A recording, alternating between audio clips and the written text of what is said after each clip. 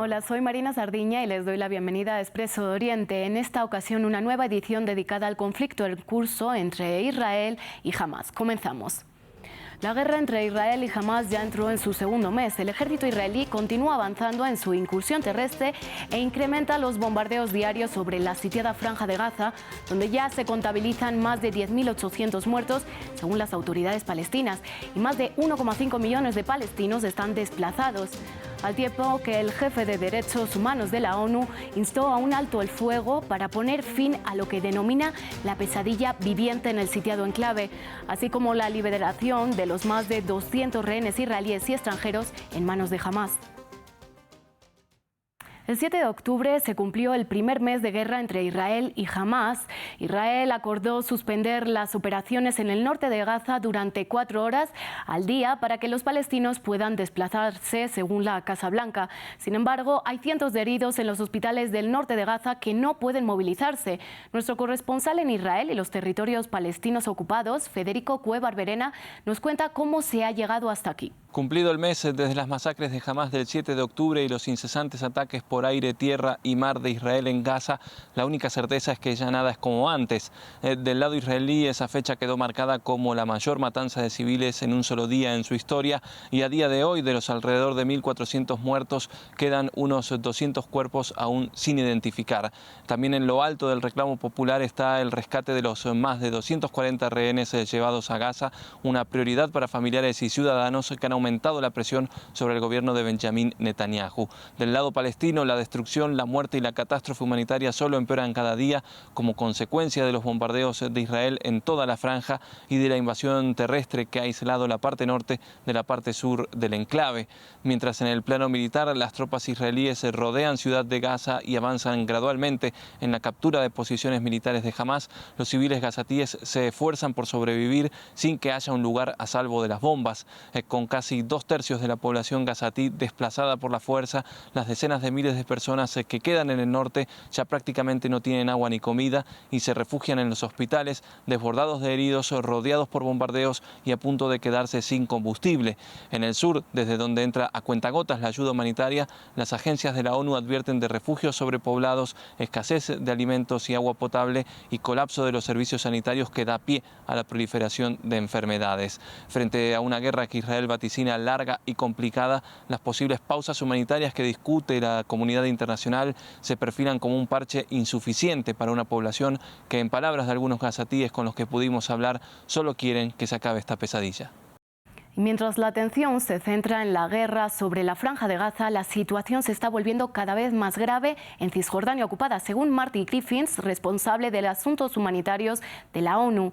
Desde el 7 de octubre, más de 170 palestinos han muerto por el ejército israelí, entre ellos 45 niños. Un repunte de la violencia en las incursiones israelíes que inició en 2022, siendo precisamente 2023 el año más sangriento en Cisjordania ocupada, con 199 muertos solo antes del inicio de esta escalada. Las recientes redadas nocturnas dejan también unos 2.000 palestinos detenidos. El campo de refugiados de Jenin cuenta con una población de 14.000 personas. La mayoría son descendientes palestinos desposeídos de sus tierras con la creación del Estado de Israel en 1948. Recordemos que allí gobierna la Autoridad Nacional Palestina y no la milicia de Hamás. La UNRWA dice que Jenin tiene una de las tasas más altas de pobreza y desempleo de los 19 campos de refugiados palestinos en Gaza y Cisjordania ocupada. Y mientras tanto, la violencia sigue incrementándose a diario en estos territorios palestinos.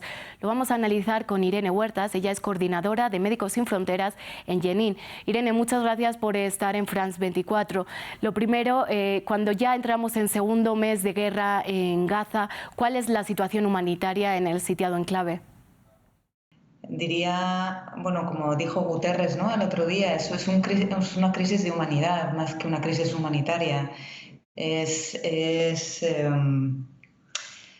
algo que sabíamos que podía ocurrir porque Gaza y Cisjordania llevan siendo atacadas desde hace muchos años.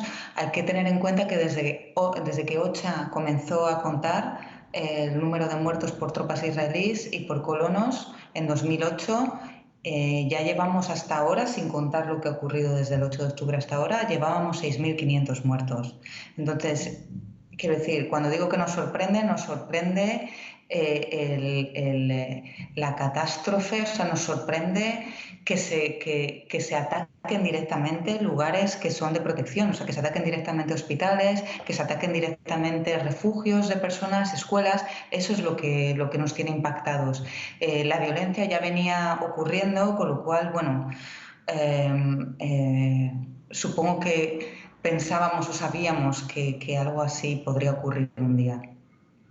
Precisamente la OMS señaló que 108 instalaciones sanitarias de Gaza han sido atacadas. ¿Qué está pasando en los hospitales y qué riesgos enfrentan tanto el personal sanitario como los trabajadores de organizaciones humanitarias? Los hospitales ahora mismo están llenos de niños y de familias buscando refugio y de pacientes. Los pacientes están amontonados por todos los lados, están amontonados por los pasillos, se están haciendo cirugías, me contaban que hasta fuera del hospital porque ya no hay espacio. No hay medicamentos, o sea, no hay vendas, no hay nada.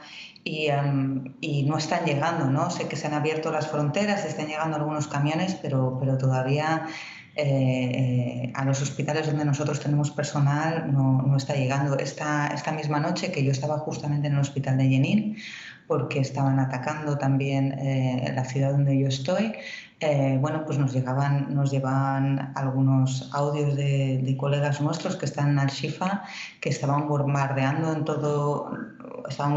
por fuera y que llegaba todavía más gente, con lo cual, para que un médico, por ejemplo, que está ahora en Al-Shifa, que yo ya no diría que trabaja para Médicos Sin Fronteras, es un médico palestino que trabaja en un hospital ayudando a su propia comunidad, que tiene a su familia al lado.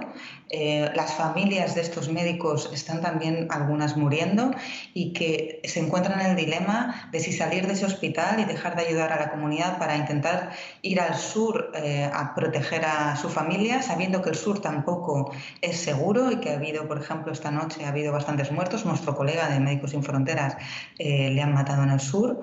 Con lo cual se encuentran estos dilemas de qué hacer, si asistir a su familia, asistir a su comunidad, si su familia es su comunidad. Quiero decir, es algo totalmente insólito y que yo creo que las personas que todavía no siguen pensando que bueno, ¿no? Que de alguna manera Israel tenía derecho a una defensa legítima y yo lo entiendo, ¿no? Porque fue terrible lo que ocurrió, pero creo que no están siendo conscientes del grado de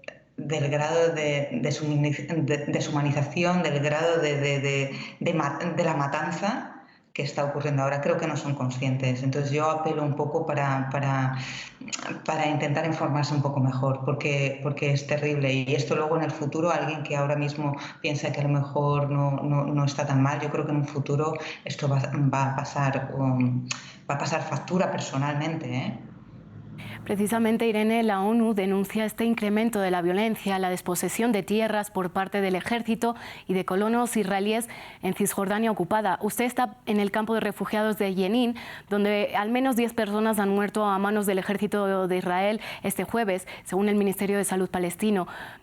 ¿Cómo están viviendo los palestinos que viven en los territorios ocupados este conflicto?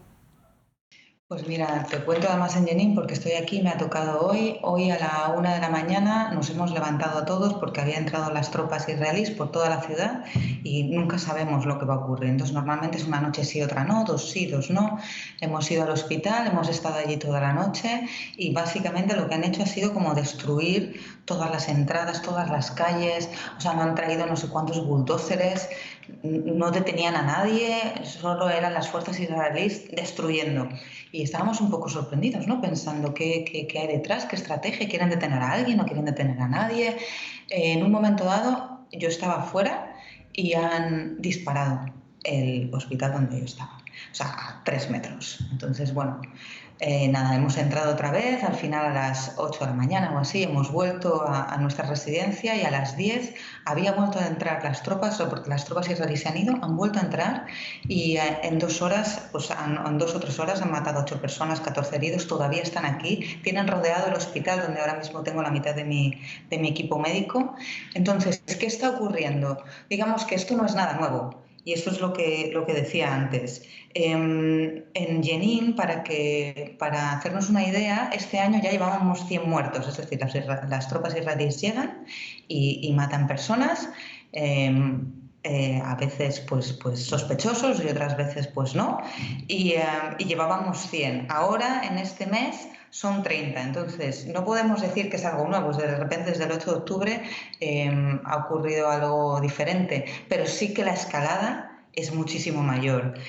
Antes, por ejemplo, en julio hubo un ataque al campo de refugiados de Jenin y nosotros pudimos denunciar que hubo ataques a las ambulancias, había cierta rendición de cuentas. Ahora, como lo que está ocurriendo en Gaza es tan salvaje, no hay ninguna rendición de cuentas y no tenemos ningún portavoz con quien hablar para denunciar lo que está pasando, más que la voz que nos traen los medios de comunicación. Irene, ¿y qué pasa con aquellos gazatíes, unos 6.000 según ustedes, según Médicos Sin Fronteras, que estaban trabajando en Israel cuando inició el conflicto y que ahora están desplazados en distintos puntos de Cisjordania? Pues esta es otra tragedia más que se añade, ¿no? Bueno, porque antes, claro, he hablado de las fuerzas israelíes, pero bueno, luego hay que hablar también de todos los desplazados, ¿no? Que me preguntaba sobre Cisjordania, todos los desplazados por ataques directos de colonos israelíes, que esta es otra drama. Pero este de los gazatíes, que sí que es nuevo, porque, claro, eran trabajadores que tenían permiso para trabajar en Israel, algunos no trabajadores, incluso había gente que había entrado en Cisjordania con un permiso médico para ser atendido en hospitales y que de repente el 8 de octubre se cancelan todos y son ilegales. Entonces, algunos consiguen llegar aquí a Cisjordania, los que no consiguen llegar a Cisjordania se los detiene allí y han estado como un mes detenidos por las fuerzas israelíes. No tengo contacto directo con ninguno de ellos, han circulado un montón de vídeos de torturas, pero bueno, yo no tengo contacto directo con ellos y hace unos días los dejaron en una frontera entre Israel y Gaza para que entraran por su cuenta, a estos que habían detenido, que eran como unos 4.000. Los otros 6.000 que están aquí en Cisjordania, pues son acogidos por la comunidad o en algún caso por la autoridad palestina, depende, aquí en Jenin es más la comunidad y los ayuntamientos los acogen. Y, por ejemplo, ayer corría el rumor de que tal vez les iban a dejar volver a Gaza. Pero claro, muchos de ellos son del norte de Gaza. No saben ya si tienen familias, algunos ya han perdido toda su familia, y luego volver a un lugar que está siendo totalmente ya masacrado, o no sé cómo decirlo, claro, también presenta algunos dilemas sobre protección, sobre hasta qué punto las autoridades palestinas dejan a una persona que vuelva a su lugar si está siendo atacado. El caso es que ahora mismo están en un limbo, hay algunos que creen que van a poder volver, pero ni siquiera todos quieren volver. Y la situación de protección, claro, ¿cómo volver a un sitio y los que son del norte, qué van a hacer ahí en el sur, sin nada, sin casa, es otro drama más añadido a todo el drama de esta guerra? Pues muchísimas gracias, Irene Huertas, por resumirnos esta situación que se está viviendo desde el campamento de refugiados de Jenin. Y llegamos así al final de esta edición de Expreso de Oriente. A ustedes muchas gracias por acompañarnos y les invito a seguir con más en France24.com.